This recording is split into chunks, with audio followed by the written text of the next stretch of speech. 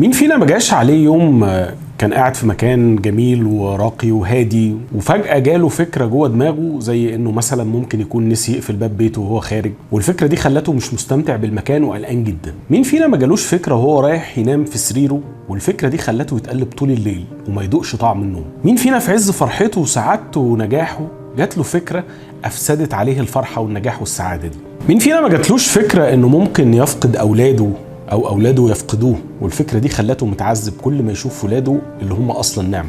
مين فينا ما عندوش كائن حي بشكل ما بيخاف منه؟ قطة بقى، كلب، صرصار، فار. مين فينا ما شافش في حياته شخص اتفزع لما الأسانسير عطل بيه أو حتى بيرفض يركب الأسانسير تماما وده كله بسبب الخوف؟ مين فينا ما يعرفش حد مش بيطلع البلكونة تماما لو البلكونة دي في دور عالي؟ أو أنت نفسك ممكن يكون عندك الخوف ده؟ حد فيكم كان تعبان ومش راضي يروح للدكتور اصل يقول له ان عنده مرض خطير؟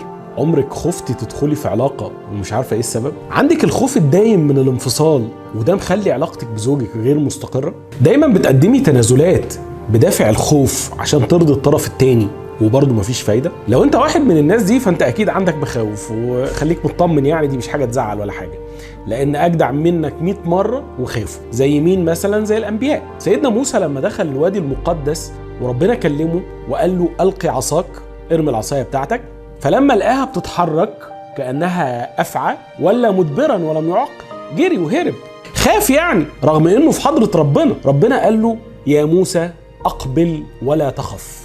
وهو ده عنوان الكورس بتاعنا اللي هنعلمك فيه ازاي تدير مخاوفك. وتدير مخاوفك يعني مش تتخلص منها، لا، انت هتديرها، لان في الحقيقه المخاوف دي مش حاجه وحشه ولا مضره عشان نتخلص منها، انما هي محتاجه توازن، محتاجه إدارة المخاوف. في جمل كده من اللي بتنكد علينا دايما، ماذا لو قلت لمديرك صباح الخير وما ردش عليك وكمل شغله كده وما بصلكش؟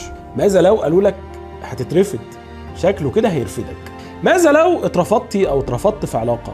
ماذا لو خسرت كل فلوسك؟ ماذا لو تعرضت لموقف محرج قدام زمايلك كده وبصولك وانت يعني في الموقف البايخ ده؟ ماذا لو صحابك بعدوا عنك وما بقيتش قادر تكون صداقات جديدة وبقيت لوحدك؟ ماذا لو هي واحدة من أخطر الجمل اللي زي ما بتخوفك هي كمان الحل لكل الدربكة اللي بتدور جواك دلوقتي.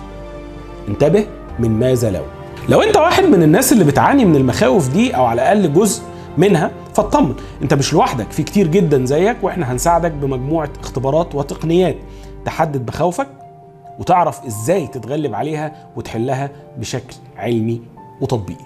الأهم إننا هنكون معاك خطوة بخطوة لغاية ما نتأكد إنك وصلت لحلول كل المشاكل بتاعتك، كل المخاوف اللي مريت بيها، ومن غير ما تعلق شماعات ولا تخلق مبررات.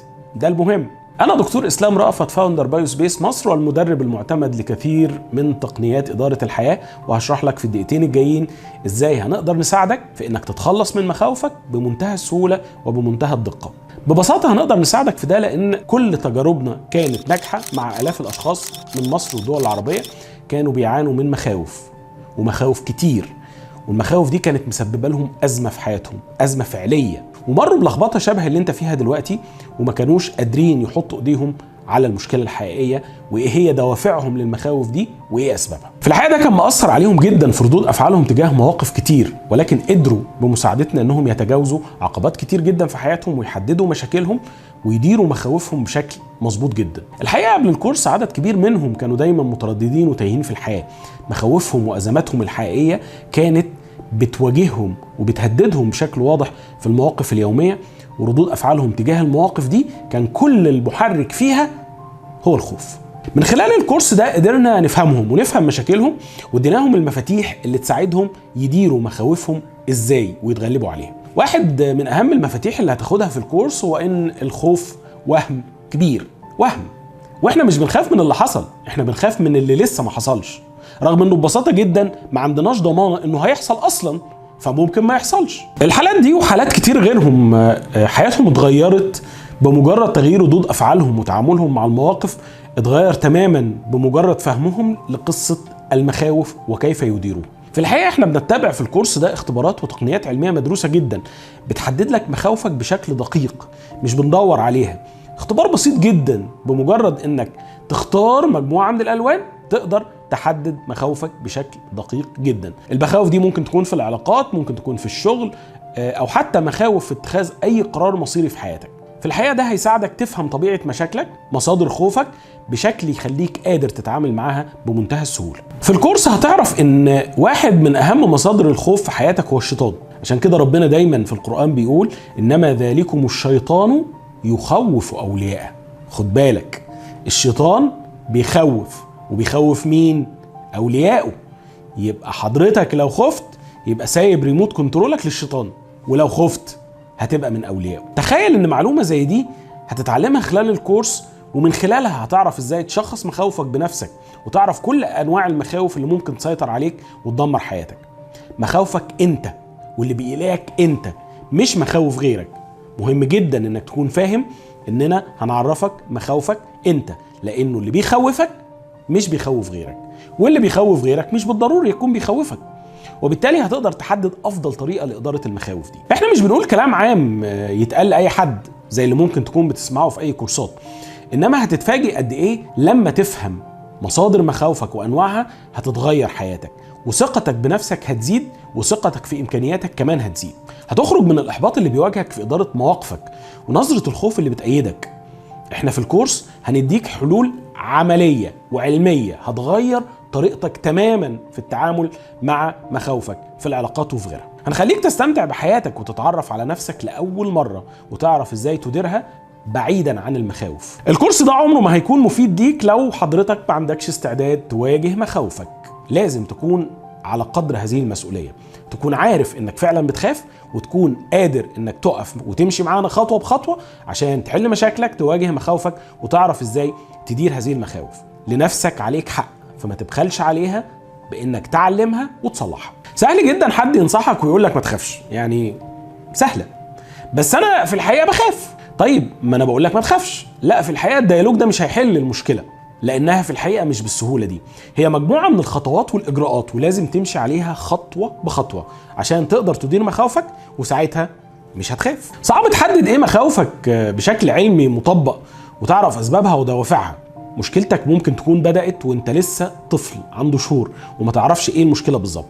كلنا عندنا المخاوف دي، بس في الحقيقة نسبها واسبابها وتحديدها بتختلف من شخص للتاني. فصعب جدا تكون النصايح والحلول موحدة لكل الناس، لاننا ببساطة مش نفس الاشخاص. ظروفنا وحياتنا ومشاكلنا مختلفين، ودايما اسباب مخاوفنا مش واحدة. فممكن تكون النصيحة مجربة وجابت نتيجة مع شخص، بس ده مش معناه اطلاقا انها تلاقي نفس النتيجة عندك او تحللك مشكلتك، لانك برضو مش زيه. لما تحضر الكورس ده هتعرف انك ممكن تكون شخص عنده مشكلة في مخاوفه على نفسه. خد بالك، ده واحد من اهم واخطر انواع الخوف اللي ممكن تعطلك وتضيع منك فرص كتير جدا في الحياة لمجرد انك خايف على نفسك. الخوف ده ممكن يخليك دايما تبذل مجهود في اماكن مش مناسبة ليك خالص، وما تحققش اي انجاز. كل ده بسبب خوفك على نفسك، خوفك على ذاتك. على خلاف حد تاني لما قدر يحدد مخاوفه وعاش حياته صح وعرف ازاي يديرها، اتغيرت حياته. كتير من الناس اللي حضرت معانا الكورس لما عرفت مخاوفها، عرفت اسبابها ودوافعها، عرفوا يديروا ذاتهم ونفسهم كويس، وتأكدوا ان نجاحاتهم كلها كانت بسبب عملهم بتقنيات إدارة المخاوف. مهم جدا انك تتعرف على هذه التقنيات عشان انت كمان تنجح زيهم. الناس دي كمان عرفت اسباب فشل محاولاتهم السابقة في حل مشاكلهم، وتأكدوا انه إدارة المخاوف يعني مش مبنية على نصايح بقدر ما هي مبنية على تقنيات واختبارات مدروسة لازم تعملها بشكل دقيق عشان تقدر تدير مخاوفك انت كمان. انت محتاج تعرف الخطوات دي، والخطوات دي لازم تكون مدروسة ومحسوبة، لانه الخوف مش موضوع سهل، لازم يدار بطريقة منضبطة جدا عشان ما يعملناش مشاكل كبيرة. إدارة المخاوف هتحسم لك كل اللخبطة اللي بتمر بيها، وتخليك تدير حياتك صح بدون انفعالات زايدة أو اضطرابات. محتاج تعرف الطريقة اللي تخليك تشغل عقلك الواعي دايما في المواقف، وتستحضر طريقة التعامل مع المخاوف دي. هديلك كل الحلول اللي تناسبك انت وهتساعدك تدير مخاوفك بشكل منفرد وخاص بيك. في الكورس ده هتتعلم تواجه مخاوفك وتديرها، هتستخدم عقلك الواعي في إدارة مخاوفك وتناقش المخاوف دي. واحدة من أهم التقنيات هي تقنية مناقشة المخاوف. كمان هتقدر تستبدل ذكريات الخوف بذكريات الحب والطمأنينة. هتشوف حياتك ومخاوفك بنظرة مختلفة، هتتقبل النقيضين، وده هيخلي قلبك جامد وهيمنع عنك الخوف. هتتعلم ازاي تعرف او تعرفي اصل كل خوف عندك او عند اي حد من المحيطين بيك. في الحقيقة ده هيخليك تقدر تتعامل معاهم بشكل افضل كبير جدا، لانه لما تكون عارف مخاوف شريكك او صديقك او ابوك او امك، ده هيساعدك في انك تهدي المخاوف دي وتتعامل معاهم بشكل افضل، ويخلي العلاقة بينك وبينهم افضل بكتير. دايما بنقول ان الحياة فرص. الكورس ده في الحقيقة هو واحدة من الفرص اللي تساعدك على حل كل مشاكلك المتعلقة بالمخاوف. والحقيقة الكورس ده بيتعمل مرتين بس في السنة. الفيديو ده هيشوفه ناس كتير جدا، احنا في الحقيقة مش هنقدر ناخد منهم معانا في الكورس الا عدد قليل جدا لا يتجاوز 40 شخص، فدي فرصة ان حضرتك تنضم او حضرتك تنضمي معانا عشان تتعرفي على حلول المشاكل مخاوفك او مخاوفك اللي ممكن تكون مدمرة حياتك. ما تصدقش حد ممكن يقولك انه محدش بيتغير وان اللي بتخاف منه هيفضل يخوفك. اوعى تصدق الكلام ده. كتير من اللي حواليك ممكن يكونوا مستفيدين من خوفك، خد بالك من الموضوع ده. كتير من اللي حوالينا احيان كتير جدا بيكونوا مستفيدين من مخاوفنا، وكمان بيستغلوه في انه يبيعوا لك اي حاجة. في الحقيقة علوم كتير جدا من علوم البيع بتعتمد على انه يخوفك. احنا بنقول لك انتبه وتعلم ازاي تدير مخاوفك وما يبقاش ليك ملكة. انا دايما بقول انه الشخص اللي مش بيخاف ملوش ملكة، ودي واحدة من اهم الجمل اللي هتسمعها معانا كتير قوي في الكورس. اوعى مهما كانت الظروف اللي بتعيشها تخليك ما تتحملش مسؤولية نفسك وتكون الشخص اللي متلخبط او متخبط في حياته. طريقتنا تطبيقية وعلمية جدا، ومش هنتوهك في حاجات مش هتفيدك زي اللي ممكن تكون حصلت معاك قبل كده. احنا هنكون محددين جدا، وهتخرج من الكورس ده راسم خريطة مخاوفك وقادر كمان تديرها. احنا بندي لك علم حقيقي وتدريبات مش وهم وكلمتين تنساهم بمجرد ما تخرج من الكورس. اقبل ولا تخف. اقبل ولا تخف مش مجرد عنوان للكورس، اقبل ولا تخف هو عنوان حياتك الجديدة. لو حابب تكون معانا اضغط على اللينك واحجز مكانك في الكورس اللي هيستمر لمدة 3 أيام. تقدر تحضر اونلاين او تقدر تحضر معانا في مقر التدريب في المركز. كمان هتقدر تحضر معانا إعادة الكورس مجانا لمرة واحدة عشان تقدر تدير مخاوفك وتغير حياتك. هنكون معاكم خطوة بخطوة في الطريق ده، طريق إدارة المخاوف. أقبل ولا تخف. مستنيكم.